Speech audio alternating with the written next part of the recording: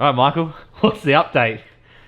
Well, if you watched our last episode last week, we very excitedly put an LSD into this car. But did we? Boy, do we have egg on our face. Turns out we didn't put an LSD in this car. We put another open diff into it after it already had an open diff. And it took us 2 days to do it. Yeah, we stuffed up. There's no doubt about it. So what we thought we'd do is we'd tell you a little bit of the story about how we came to putting an open diff back into it. I bought the diff off Facebook Marketplace, like I said, and the guy that I bought it from, honestly, I don't know whether even he knew it wasn't an LSD. He was a genuine dude. He was honest, so we had a quick look at it. I tested it and it looked like, to me, like it was an LSD. I thought, yeah, that ticks all the boxes. All good, bring it back home. Didn't even think to pull the cover plate off before we started doing all the work on it, because honestly, the reason why I didn't pull the cover plate off is because I didn't want to make a mess and dump oil everywhere. It would be easier to pull the cover plate off when it's in the car and change the oil in. So we didn't even think about it. Then the job just got so much bigger than what it was supposed to be. It was supposed to be a 1-day install. It took us 2 days in total because we had to repair the diff and everything like you saw. And the worst bit is, when we pulled the cover plate off, I should have known that it wasn't an LSD when I saw it. And I didn't even look. We were so busy trying to get it slapped together and get it in so we could go for a drive, only to have the master cylinder shit itself anyway, and not go for a drive, that I didn't even look, didn't even think to look at the fact that it wasn't an LSD and it was open gears. So the time that I found out that this was an open diff was the moment that I pressed upload on this episode last week, and a few comments started rolling in going, "Are you sure there's an open diff?" And I went, "Why are people commenting? Are we sure there's an open diff?" Hang on a second. I went back, I reviewed the footage, even while editing, I didn't notice this, by the way. Reviewed the footage, noticed it and thought, oh my God, have we just put an open diff back in? Came out here, jacked it up, spun the wheels, one went one way and the other went the other way. I cannot even explain to you how much I wish that a hole would have opened up in the floor and I could have just jumped in and disappeared when I saw that. That's just about one of the dumbest things that we've ever done, I reckon. And it was my fault. It was my fault, I'll own up to it. I should have checked it. I should have pulled the cover off before we went to do the install, but there's been a lot going on lately, trying to get stuff done, and we're trying to smash through episodes as best as we can, and it was a rookie mistake. We didn't even check, we just went straight into it. But now we have a thicker sway bar. Yeah, look, on the bright side, we have a thicker sway bar that's actually made to have the sway bar. Yeah, so look, on the bright side, you've always got to look at the bright side, because, you know, what else can you do? Yeah, we've got a bigger sway bar now. We've got a diff with new bushes in it. We figured out how to pull drum brakes apart and put them back together again, which is, I thought we were pretty stoked about, because that's something that's always been really daunting for us. It's going to get a new master cylinder now, because that shit itself. And I reckon driving it the other day, in the short trip that we did, it actually sounded quieter than my old diff. It was very quiet, yeah. So I didn't even realise how noisy my old diff was until I drove this, and this one was much quieter. So look, there's positives to be taken out of it. It's definitely a few negatives. Yeah, it's definitely a hell of an unplanned learning experience. I mean, that was 2 days that we spent on this, but you know, it is what it is. We got it wrong. It was a rookie mistake. I should have checked it from the beginning, but we didn't.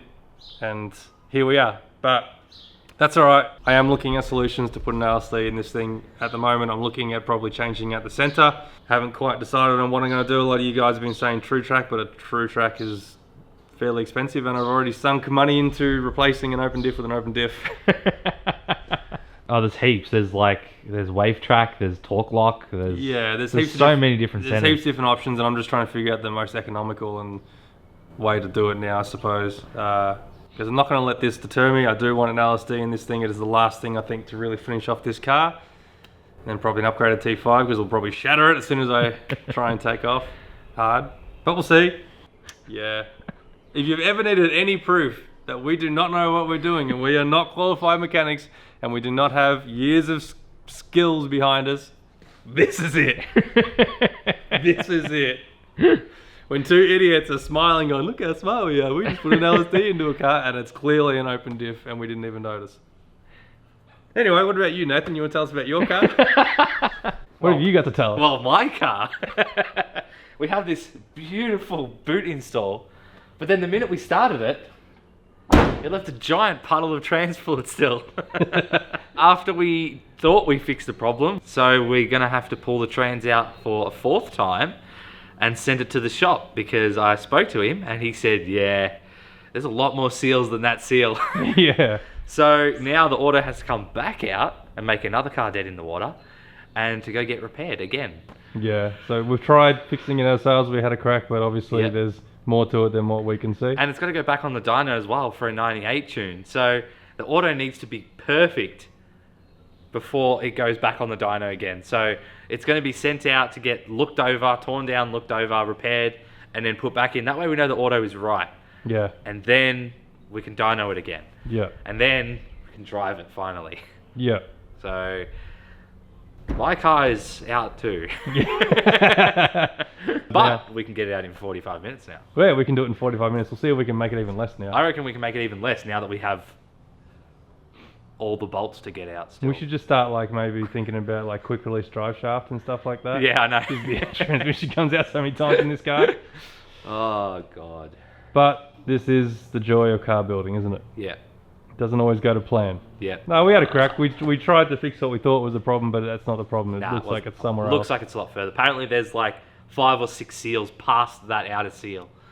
So it looks like the bell handle is going to come off, and then all the pump has to come off, and that's above our skill set. that's way above. I don't want to touch that. But this is what it's all about, the learning curve, and we've had a hell of a learning curve lately. Yeah, that's it. That's where we're at with these 2 cars. Yeah. So no episode this week, unfortunately, because No, we did have an episode planned with the HQ with the LSD in it, so we could do that. But obviously, with that not having an LSD, we can't do that. So we didn't have an episode ready for this week, and it's just not going to happen. Sorry, guys. But what we're going to do now is spend some time working on the GT. And the GT is coming back for everybody that is asking. We're going to be doing that today, so you should see that next week, hopefully, if all goes to plan. Hopefully. Yeah. Because we have a lot of parts to sort out. Yeah, unless we screw that up as well too. Yeah. We might put a single pegger in that. I can't believe we did that. Oh well. We're just going to have to put a center in it. Yeah. And then mesh the gears ourselves, and then ruin the gear set. Everyone have says to find another gear set. The amount of people that have said, just weld it. Yeah, I know. I love that. I know. And don't get me wrong, I've thought about it, but the old 253 and a lock diff, I don't know. No, don't do it. That car doesn't deserve a welded diff. No. No, sorry, it shouldn't have one. No. It'll make it unpleasant. Yeah. All right, let's get to work on the GT, eh? Yeah, all right, let's do some work. We'll catch these folks next week. Yeah. See you next week.